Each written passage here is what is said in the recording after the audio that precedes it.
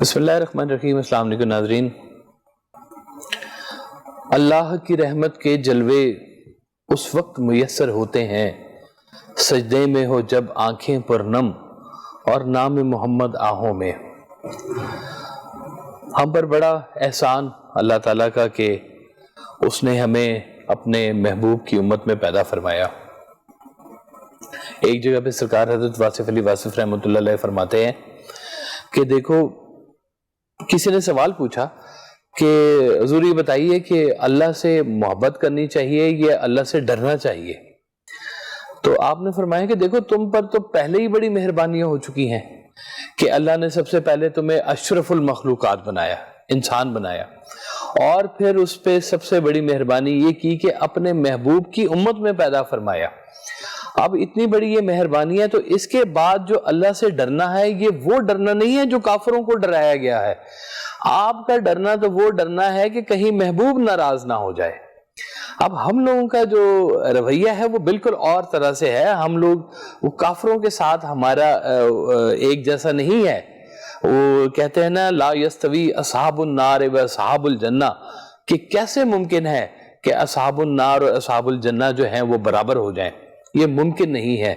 اور جو سرور کائنات آقا دو جہاں حضرت محمد صلی اللہ علیہ وسلم کی جو محبت میں رہتے ہیں، جو اس جستجو میں رہتے ہیں کہ ان کا قرب نصیب ہو، وہ کوشش کرتے ہیں کہ اپنی زندگی کو زیادہ سے زیادہ ایسے کاموں کے ساتھ رکھیں جو حضور پاک کو پسند ہے۔ یعنی کہ حضور پاک کا جو رستہ ہے وہ بھی انسانوں میں سے ہی ہو کے گزرا ہے۔ آپ کی ذات جو ہے وہ کامل نمونہ ہے، نمونہ حیات ہے زندگی گزارنے کا۔ اور جو لوگ اس طلب میں ہوتے ہیں کہ ہمیں بھی وہ دیدار نصیب ہو، وہ آپ کی کم از کم اطاعت میں ضرور رہتے ہیں کہ ہم ایسا کچھ کریں کہ آقا دو جہاں ہم سے خوش ہو جائیں۔ کیونکہ اللہ نے کہا کہ جو حضور فرماتے ہیں، یہ حضور نہیں فرماتے، یہ میں کہتا ہوں تو وہ فرماتے ہیں، آپ ید اللہ ہے، آپ وجہ اللہ ہے، تو یہ اللہ کا جلوہ ہے آپ اس کائنات کے اوپر۔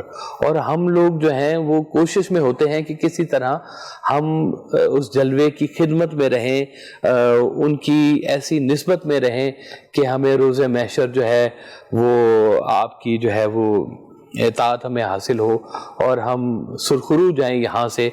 وہ یہ کبھی کبھی ایسا بھی ہوتا ہے کہ آپ کو کسی پیر کامل کی دعا بھی لگ جاتی ہے۔ وہ ایک بابے نے کہا کہ دیکھ پتر، اپنے واسطے دعا نہ کریا کر، ایسے بندے لب جو تیرے واسطے دعا کریا کر۔ اب یہ جو دوسرے جو لوگ جو دعا کرنے والے ہیں، اس کا مطلب ہے آپ زندگی میں ان کے ساتھ کوئی بھلائی کرتے ہیں، کوئی نیکی کرتے ہیں، تو وہ آپ کے لیے دعا کا باعث بنتے ہیں۔ اور جب پیر کامل کی جب نظر پڑتی ہے تو پھر بات ہی اور ہو جاتی ہے، سفر آپ کا آسان ہو جاتا ہے، اور آپ کو وہ رجوع اللہ اور رجوع اطاعت رسول جو ہے وہ آپ کو نصیب ہونا شروع ہو جاتا ہے۔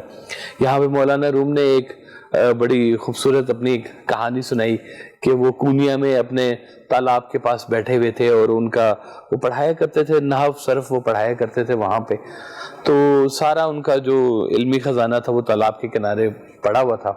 تو ایک بزرگ آئے تو انہوں نے کہا کہ یہ کیا ہے؟ تو مولانا روم نے کہا کہ تمہیں نہیں پتا کہ یہ کیا ہے، تم جاؤ۔ تو اس نے کیا کیا کہ اس نے ساری کتابیں اٹھائیں اور تالاب میں پھینک دی۔ مولانا روم اس پہ بڑے سٹ پٹائے اور بڑا کہا کہ میرا بڑا نقصان ہو گیا ہے اور بڑا میرا تم نے بیڑا غرق کر دیا ہے۔ تو جب وہ بہت روئے پچھتائے تو ان بزرگوں نے کیا کیا کہ تالاب میں ہاتھ ڈالا اور وہ کتابیں ویسی ہی سوکھی کتابیں جو ہیں وہ نکال کے سامنے رکھ دی۔ تو مولانا روم ششدر رہ گئے اور انہوں نے کہا کہ یہ کیا ہے؟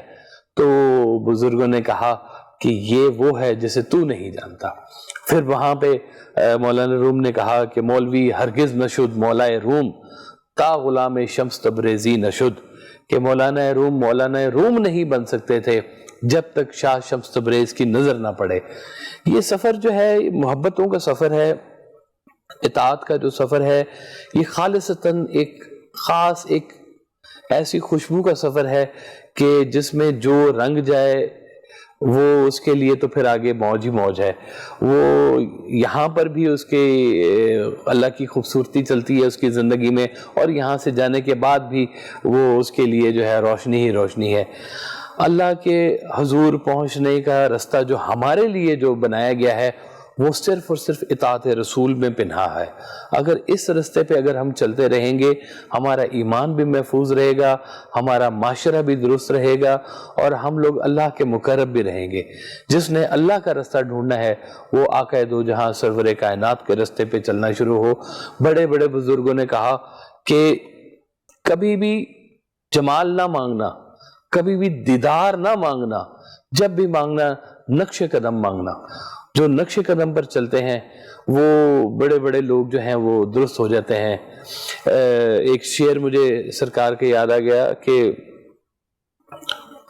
اس نام محمد کے صدقے بگڑی ہوئی قسمت بنتی ہے, اس کو بھی پناہ مل جاتی ہے جو ڈوب گیا ہو گناہوں میں.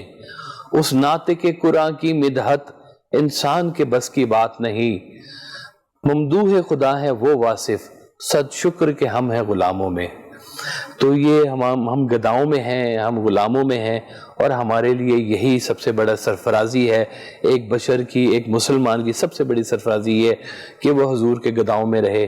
اللہ تعالیٰ یہ گدائی ہم سب کی قائم رکھے اور ہمیں نقش قدم پر چلنے کی توفیق عطا فرمائے. اللہ آپ سب کو سلامت رکھے.